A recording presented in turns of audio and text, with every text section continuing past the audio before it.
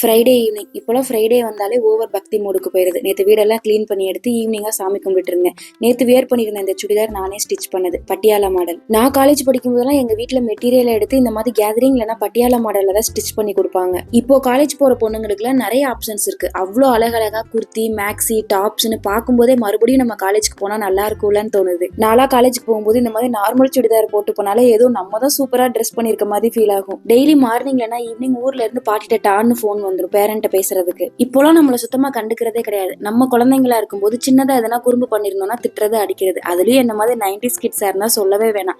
நாங்கெல்லாம் அடி வாங்காத வெப்பன்ஸே கிடையாது. இந்த தாத்தா பாட்டிக்கெல்லாம் அவங்க பசங்களை விட அவங்க பேர பசங்க மேலதான் பாசம் அதிகம். இப்போ நம்ம பசங்க சேட்டை பண்றாங்க, லைட்டா திட்டினா போதும் மூக்குக்கு மேல கோவம் வந்துடும். எப்படித்தானோ தெரியல. நைட்டு டின்னருக்கு தோசை ஊத்திட்டு ஆஃப்டர்நூனுக்கு லஞ்சுக்கு செஞ்சிருந்த கீரை தொக்கு இருந்தது கூட, அதை வச்சு சாப்பிட்டு முடிச்சாச்சு. நாளைக்கு இன்னொரு மினி விலாக்ல பார்க்கலாம். தேங்க்ஸ் ஃபார் வாட்சிங். பாய்.